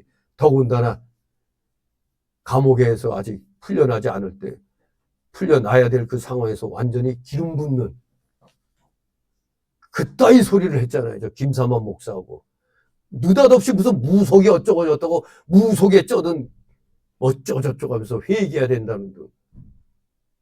완전히 지금 뒤통수 치는 그런 일을 하더니 이제는 아주 그냥 열심히 지금까지 애국운동한 광화문 애국 세력 극으로 몰고 악한 자더라고요. 여기.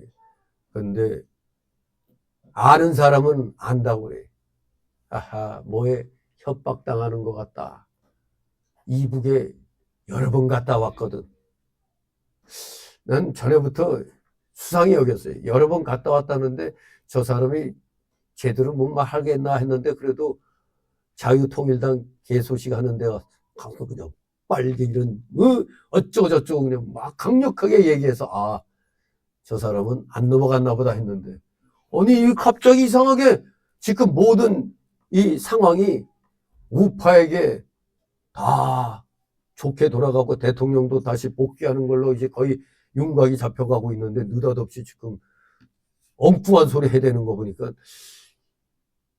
저거 목사 맞아? 의심이 되는 거죠. 그렇습니다. 낮에는 빛이 비쳐나가도 잘 나타나지 않아요. 일반 교회들, 교인들, 목사들 다 그게 그거지 똑같이 기독교인. 그런데 어두워지니까 빛이 나타나는 겁니다. 어두워질수록 광화문 애국 세력에 참된 기독교인들이 집중되고 있잖아요. 여의도하고 진정한 기독교인들이 집중되잖아요. 어두워질수록 빛이 나타나는 겁니다. 그런데 엉뚱하게 적의 편에 지금 떡하니 지금 쓰고 있어. 희한해. 이해가 안 돼. 지금 대한민국 이 정치계에는 중국 공산당 돈을 먹은 자들이 너무 많아. 야당 대표라는 것들이, 여당 대표라는 것도, 야당 대표나 여당 대표나, 이건 중국 돈에 다 그냥 쩌는 사람들 같아. 아무튼 세상이 어두워지니까 진짜 빛이 누군가, 무엇인가가 나타나고 있는 겁니다. 우리 국민들 지금까지 어둠 속에 있다가 이제는 10대까지 깨어나고 있어요. 10대까지 깨어나는데 나이는 40, 50살 돼가지고도 아직도 어둠 속에서 찐맹이 훌륭하지 않느냐고. 좀 문재양이 얼마나 잘했냐고. 그 뇌 구조가 어떤지 그 진짜 쪼개갖고 살펴보고 싶은 그런 마음이 드는 거예요. 저거 사람 맞나? 대가리가 썩어도 너무 썩었잖아요. 오늘 이 대한민국이 왜 이렇게 어려워졌습니까? 있는 돈 없는 돈까지 다 끌어써갖고 대한민국 빚더미에 그냥 올려놓은 자들이 누구예요? 그런데도 정신 못 차리고 또 그냥 더 빚을 더 갖다 늘리려고 하는 저 쓰레기들 말이에요. 지금 애들에게 미래가 없는 겁니다. 잘못하면 미래가 없어지는 거예요.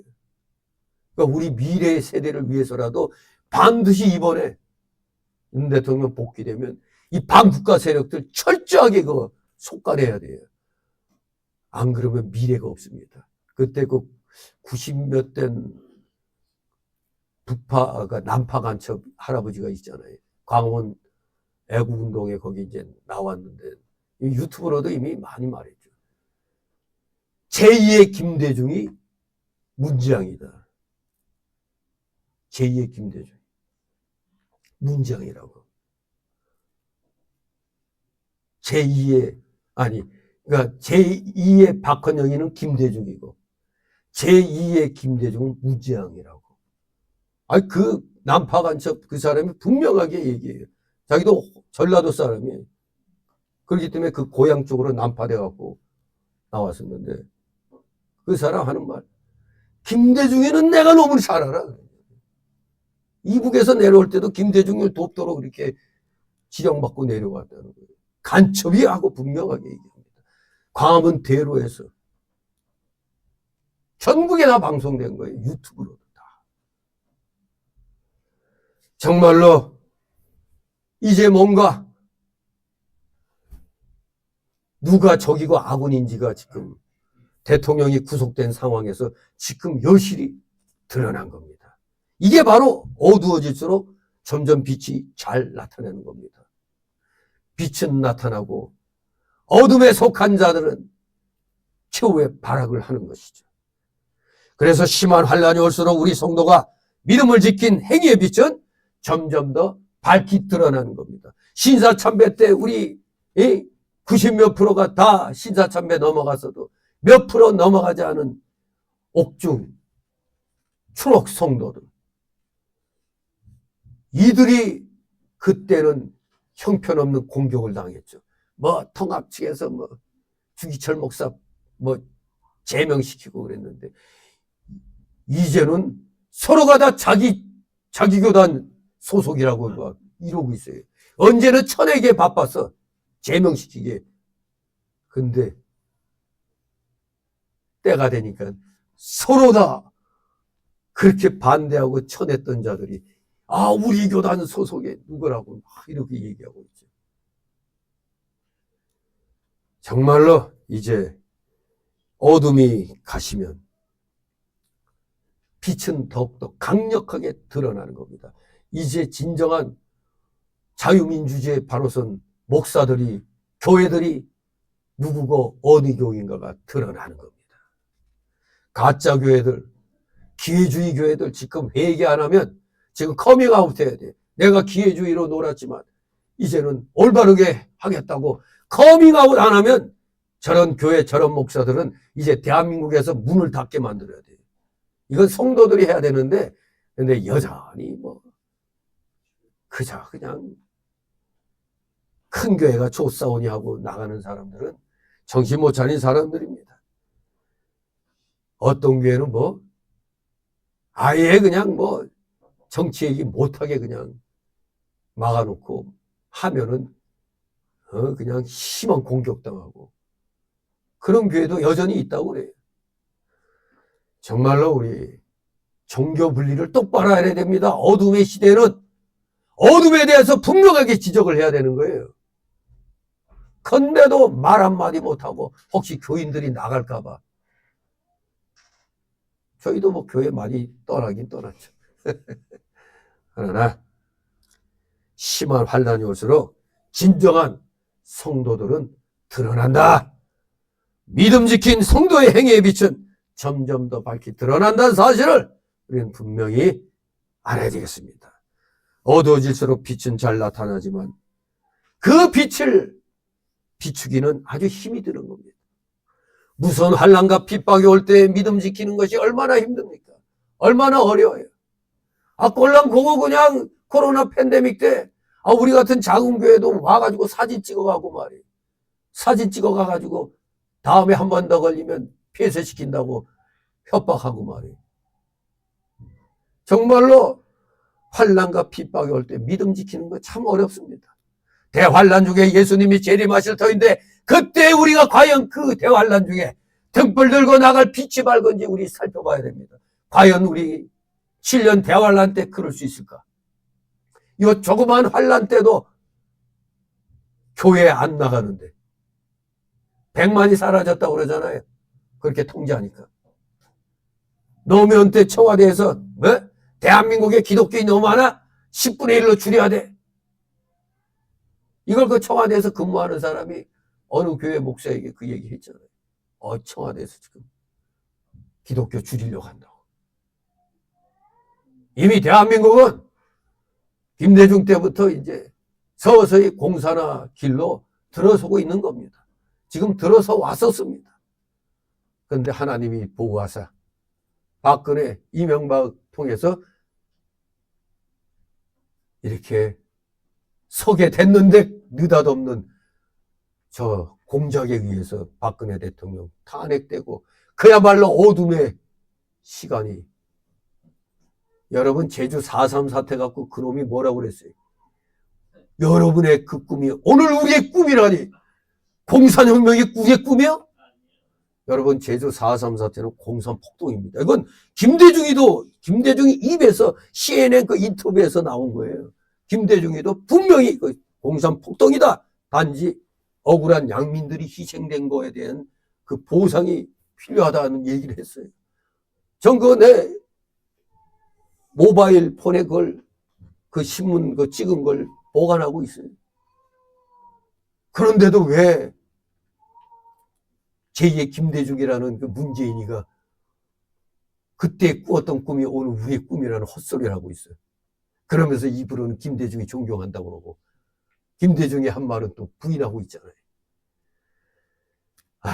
정말로 이 대한민국은 엄청난 환란으로 쓰여질 뻔하다가 진짜 윤석열 광화문 애구운동으로 윤석열이라는 대통령 탄생시킴으로 그나마 잠시 잠깐 공산화의 길을 멈춰놓았던 겁니다. 그런데 세상에 대통령이 탄핵이 되다니. 대통령이 이걸 깨닫고 비상경험을 했더니 그걸 내란으로 몰고 헌법에 분명히 있는 대통령 권한을 내란으로 본다니.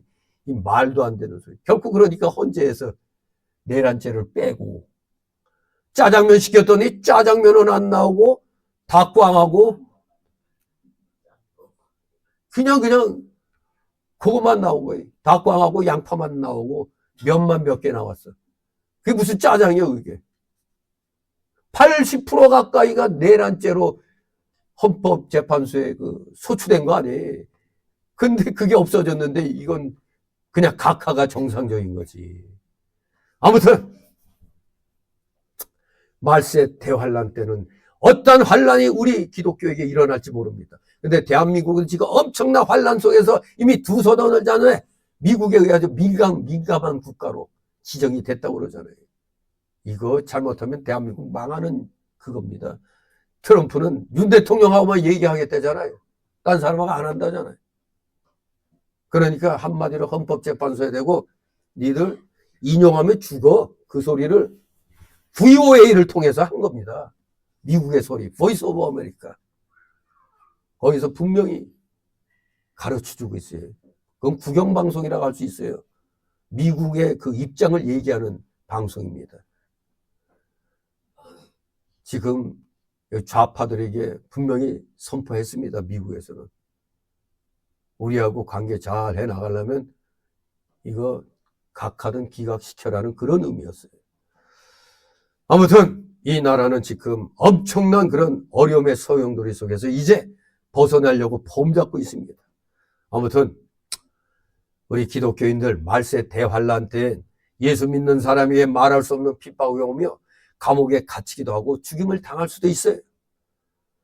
그때 온다 하더라도, 그런 때가 우리에게 온다 할지라도 우리는 믿음을 지켜 등불을 들고 나가야 돼요. 그런 때 믿음 지켜 등불을 들고 나가려고 하면 지금부터 잘해야 돼. 지금부터 준비를 잘해야 됩니다. 지금부터라도 해야 돼. 지금부터라도. 시작할 때가 이게 늦은 게 아닙니다. 이미 늦었어가 아닙니다. 시작하면 반은 한 겁니다. 어둠의 세력이 자꾸 밀려오고 등불을 끌려고 큰 바람이 불어닥쳐도 우리는 여전히 이 신앙의 빛을 비춰나가야 됩니다. 그 예로 우리가 다니엘 선지자 보잖아요. 사자굴이 들어가도 그 사자굴에서 빛을 비춰나갔고, 세 친구 사드락 메사 아벳느고는 용광로의 환란이 와도 그 속에서 신앙의 빛을 비춰나갔어요. 죽을 테면 죽여라 하면서 다니엘이 믿음에 굳게 서서 말씀대로 힘있게 걸어나갈 때 신앙의 빛이 밝게 비춰나갔습니다. 다니엘을 모함했던 자들이 모조리 다 사자굴에 던져져서 죽임을 당했습니다. 사자굴에 던져져서도 다니엘에게 그 사자들이 붙었지만 사자들이 입이 열리지 않은 거예요. 그냥 식욕도 없어졌나 봐. 하나님이 식욕을 없애겠는지 사자들이 멀뚱멀뚱 보고만 있는 거예요. 근데 다니엘을 건져내고 난 다음에 모함한 놈들 모조리 사자굴에 집어 던지니까 사자가 그냥 굶주림에 그냥 어흥 하고 그냥 다 땅에 떨어지기 전에 다 집어 삼켰다고 그러잖아요. 사드락 메사 아벳느고도 예수님이 그 용광로 속에 같이 있으니 용광로가 시원한 곳이 된 거예요. 기가 막히죠. 또 우리가 잘 아는 요셉에게도 많은 어둠이 밀려왔으나 신앙의 빛으로 모든 것을 다 이겨나갔습니다. 감옥에서나 어디서나 정말 악한 환경 속에서도 믿음으로 나갔습니다. 즉 보디발의 아내가 집사로 있던 보디발의 그 집에서 그 보디발 아내가 유혹할 때에도 믿음으로 이겨나갔고, 감옥에 갇혔을 때도 믿음으로만 나갔습니다. 그렇습니다. 우리 성도는 예수님의 신부들입니다. 여러분은 예수님의 신부들로서 예수님의 재림을 기다리고 있는 겁니다. 그냥 기다리는 게 아니라 깨어 기도하면서 준비하면서 있는 겁니다. 신랑 대신 예수님께서 밤중에 강림하시면 등불을 켤 수 있는 준비가 잘 되어 있는지 살펴봐야 됩니다. 밤이 오기 전에 기름을 잘 준비하여 밤이 오면 낮에 준비한 기름으로 등불을 환하게 밝게 합니다. 환난 때의 신앙을 지키려면 평소 평안할 때 기름을 준비해 둬야 하는 겁니다. 마치 우리가 저축을 해놓는 이유 같죠. 평상시에 조금씩 아꼈다가 어려운 일이 터졌을 때 저축했던 걸로 해결해 나가는 그런 것처럼 평소에 기름 준비를 잘한 사람이 환난의 때에 빛을 비출 수가 있습니다. 그러나 평소에 기름을 준비하지 못한 성도는 환난이 오게 되면 악이 캄캄하고 사기가 주고 걱정이 태산 같고 환난을 이길 만한 힘이 없어지는 겁니다. 그러므로 우리가 지금까지 기름 준비해야 할 시간을 다 낭비하고 기름 준비하지 못한 것을 회개해야 되는 겁니다. 여러분들 회개하시기 바랍니다. 제대로 준비하지 못한 것 회개해야 됩니다. 그러므로 늦은 게 아닙니다. 지금부터라도 열심히 힘써서 기름을 준비해야 됩니다. 기름 준비하려면 먼저 나에게 있는 것을 팔아서 사야 됩니다. 내 것부터 팔아서 사야 됩니다. 팔아서 산다는 건 뭐예요?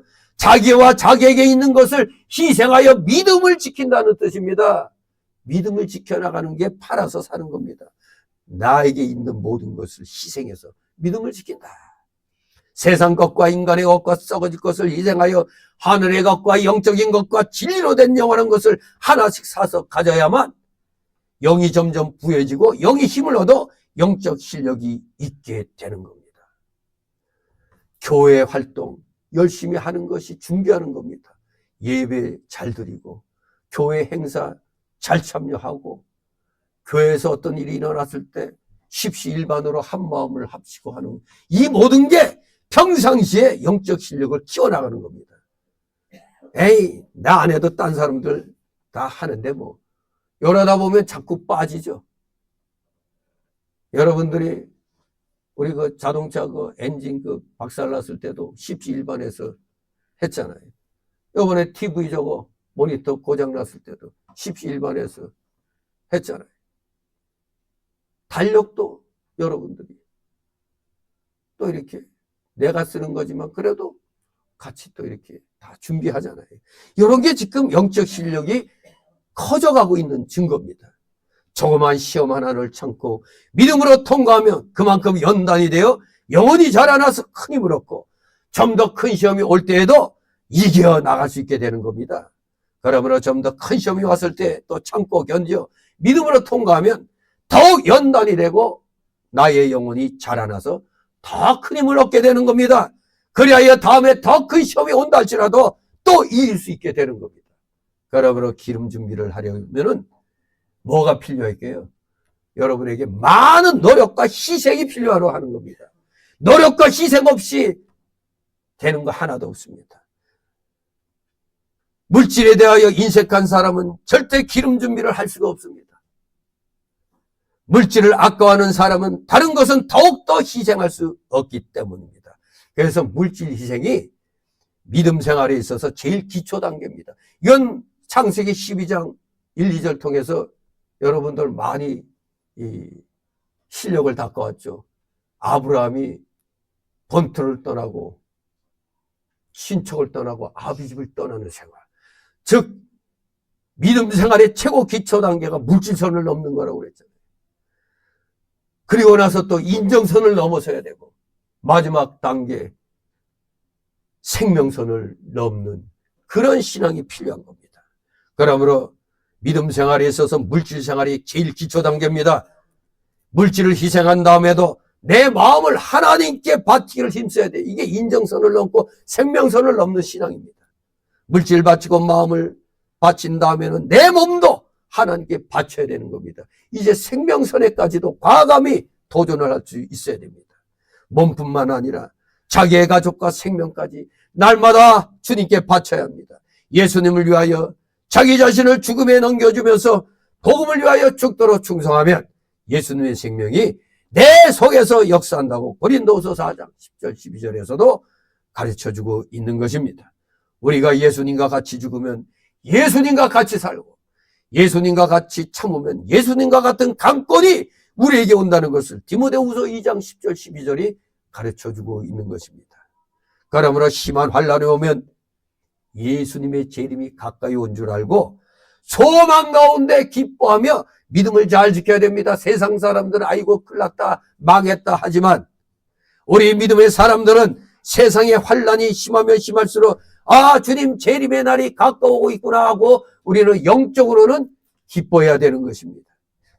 점점 그래서 우리 기독교는 어떻게 보면은 세상 사람이 올 때 미친 자들이죠. 아니 환난이 점점 강해지면 우리는 즐거워해야 된다니 이게 뭔 소리야? 아니 환난이 점점 깊어지면 왜 우리가 즐거워해야 됩니까? 왜? 예수님 재림이 가까워지고 있다는 증거니까. 그렇습니다. 우리의 신랑 대신 예수님이 점점 가까이 오는 증거가 이 세상의 환난이 점점 더 심해지는 것입니다.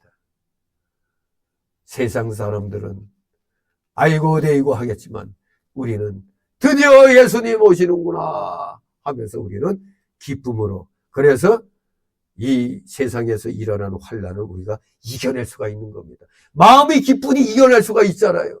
같이 아이고 대이고 하면 어떻게 이겨내? 못 이겨내는 거죠.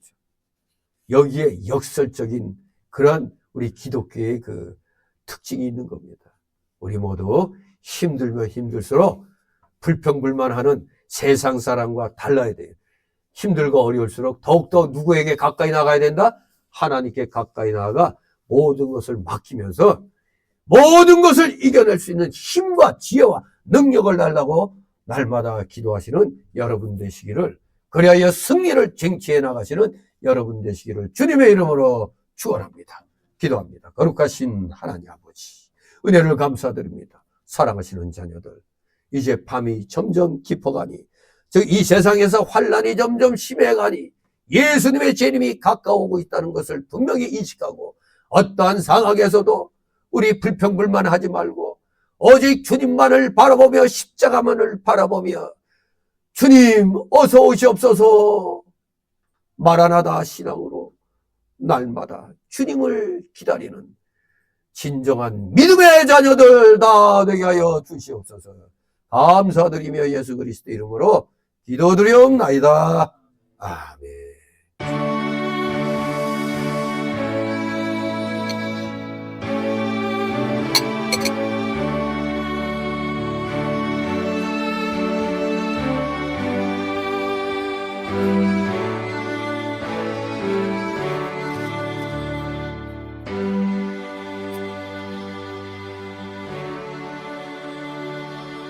다 같이 찬송가 162장, 새 찬송가는 175장입니다. 162장.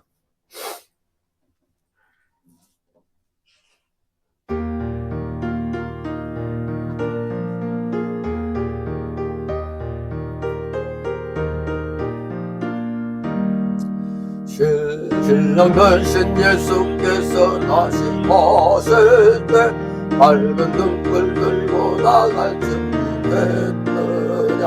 그날 밤 그날 밤에 주님 맞을 등불에 준비됐느냐. 예비하라 어린 신랑 예수 오실 때 밝은 등불 손에 들고 예쁨으로 주를 맞겠네. 주를 나와 맞으라는 소리 들릴 때 기뻐하며 주를 맞이할 수 있느냐. 그날 밤에 주님 맞을 등불에 준비됐느냐. 예비하라 어린 신랑 예수 오실 때 밝은 등불 손에 들고 예쁨으로 주를 받겠네. 성경이 여기도하며 거룩한 이름 준비하지 않고 주를 받지 못하니. 그날 밤에 주님 맞을 등불에 준비됐느냐.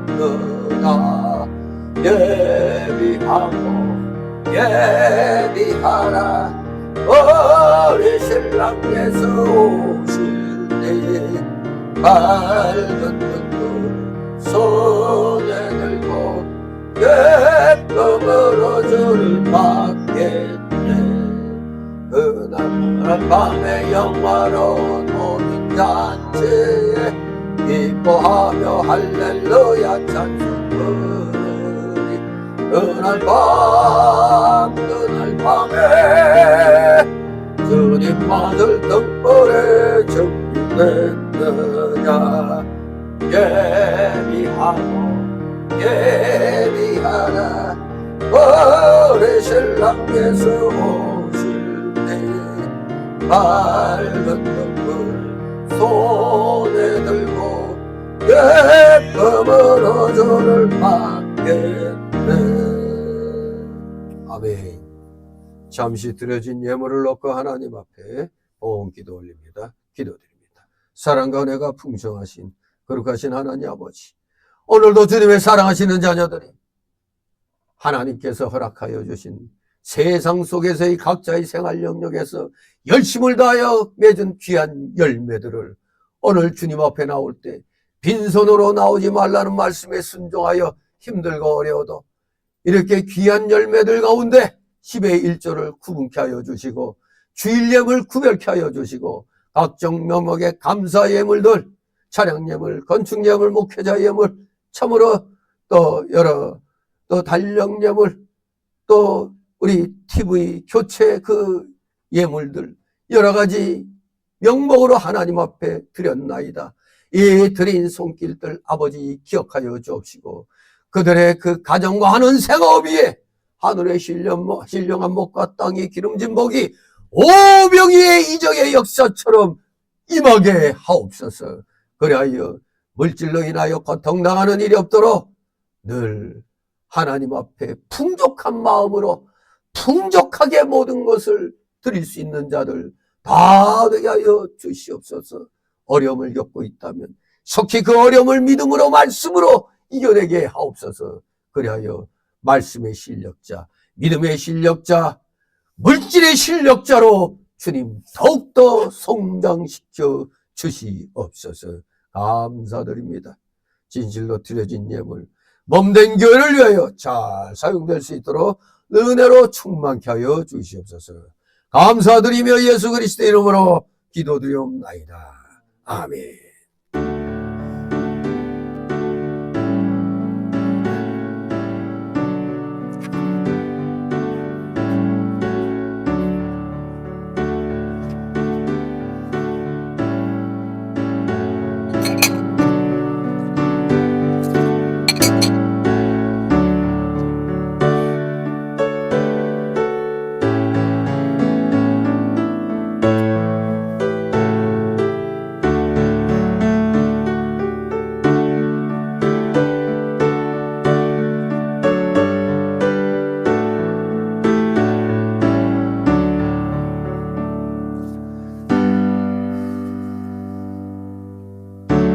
네, 이 시간은 제 새신자 소개 시간인데 등록된 카드가 없습니다. 우리 서로들 좌우로 인사들 나누시 바랍니다. 감사합니다. 예. 예, 오늘 이제 오후 예배 마치고 우리가 요새 지난주부터 박보지 지사가 안 보이는데 병원에 아들 다니는 그 병원에 입원했다고 그래요. 이따 장소가 어디라고요? 아, 이대병. 우리 신방을 한번 갈 수 있는 분들은 같이 가도록 하겠습니다. 교인이 아파서 있는데 우리가 또 못 간 것은 얘기를 안 해서 못 간 거죠. 예.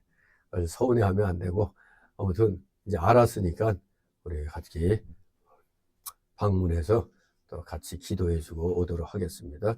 그리고 이 광고 말씀 보면 그 7번에 원래 세례교인 헌금이 있죠. 총회에서 정한 세례교인 헌금.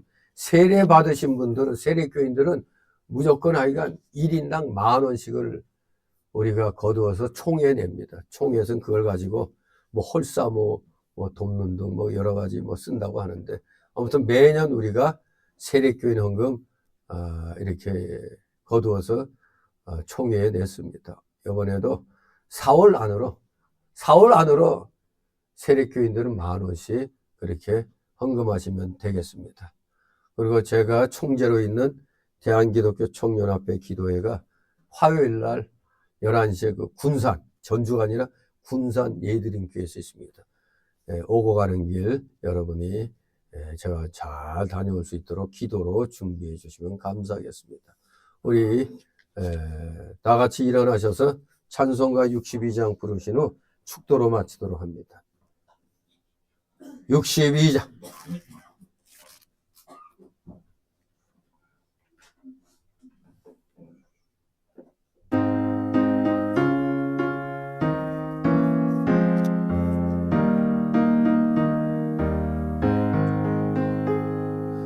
주 이름으로 고연한 우리들이 해야 되니 언제나 함께 하시니 평안케 하소서. 아멘. 영원한 지옥 사망 형벌로부터 영생 복락의 무궁천국으로 우리를 구원하여 주신 우리 구주 예수 그리스도의 크신 은혜와 하나님 아버지의 극진하신 사랑하심과 성령님의 감동 감화 교통 축복 내주 역사하심이 여기 머리 숙인 모든 무리들 머리 위에와 각 가정 위에 하는 생업 위에 이 나라 이 민족 위에 이 나라 모든 올바른 그 애들 위에 이제로부터 영원토록 함께 있을지어다. 아멘. 아버지.